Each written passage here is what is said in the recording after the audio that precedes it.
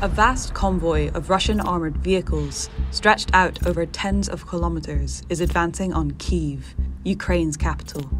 The city has been hit by numerous missiles. Russia has warned there's more to come. Those who haven't fled are prepared for a grueling siege. Many are ready to fight. If the convoy actually does press into the city, it will meet extremely determined resistance.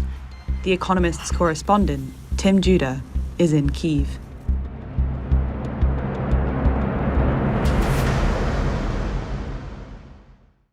I spent time with the Territorial Defence Force, which is the new force of civilians. There are thousands of them.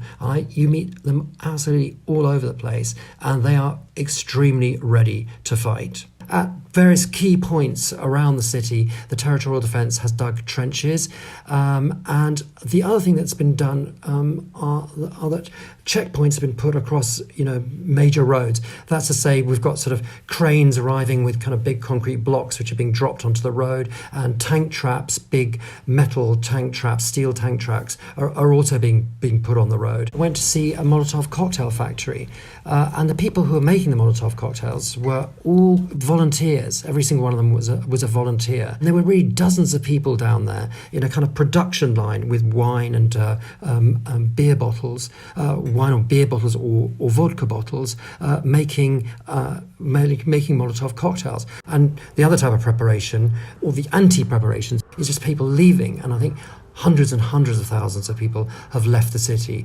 How many? It's impossible to say. But really the city is very, very empty. I went to the central station to see, there were still lots and lots of people leaving. And in fact, there still are lots of people. People are basically turning up, and the timetable, there's no more timetable. It's just that when there's a train going to the west, the people who can get on it can get on it. And amongst the people I met actually in the station were a group of 8 Indian students, and the students actually had been living very close to the TV tower. Then they'd heard the explosions, and one said, this was pretty scary, so we decided it was time to leave, and we think this is probably the last opportunity to leave because the Russians are coming. Well, ordinary life has really completely transformed in a week. First of all, very few people are working. There's nothing normal is functioning. Everything is shut in this city. The only things that are open are some supermarkets, and there are queues in front of them. There are some other smaller food shops open. There are less queues, I have to say, today than there have been in the last couple of days. There are still queues outside the pharmacies that are open as people try and get prescription drugs, or they try and get any other medicine. But, everything in life, everything has been totally disrupted. Considering that you've got the whole might of the Russian army bearing down on you, the fact is that the Ukrainian army is kind of almost winning by not losing. It doesn't mean that they won't be defeated eventually, but it's done incredibly well, far better than anybody expected.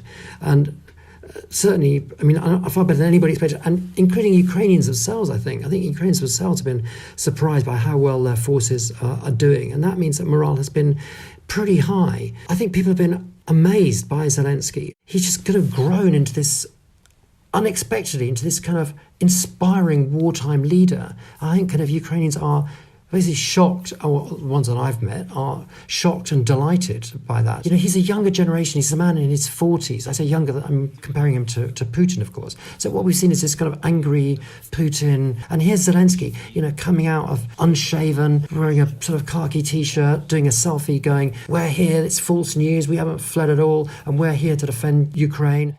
Slava Ukraine. People like that. And in general, I think people are pretty they're pretty amazed and inspired by their president. Everybody in Kyiv is looking at their phones all the time, which is perhaps no different from anywhere else in the world. But a lot of what they're looking at is social media about the war and the latest developments. And so a lot of what they're sharing and a lot of what's boosting morale are various, videos, for example, in the town of Berdyansk, which is a small port in the south occupied by the Russians. Russian soldiers took up, they were sort of lining up in front of the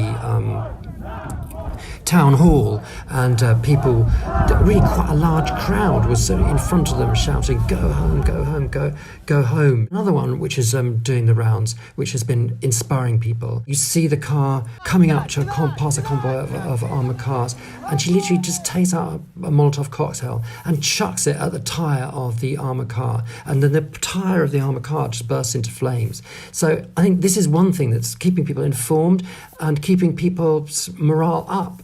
I don't think people really know what to expect next. I think that everybody in this city, almost everybody in this city was in complete denial that anything at all was about to happen, first of all. So, now they just they're kind of shocked and they're shocked by what's happened. I mean, they're frightened of attacks. And, I, as a journalist and somebody who talks to analysts, etc., can freely admit that I got it completely wrong. I never thought that Putin would go this far and launch the all-out invasion to basically destroy Ukraine in its entirety. I thought there might have been some sort of limited operation, but I never expected this when it comes to what Putin's thinking and what he's about to do. There's only one person who knows what he's going to do next, and that's Putin. And if anybody tells you otherwise, they're lying. This is a personal regime.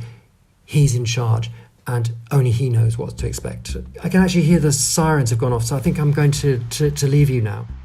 Thank you for watching. For all our coverage on the war in Ukraine, please click on the link and don't forget to subscribe.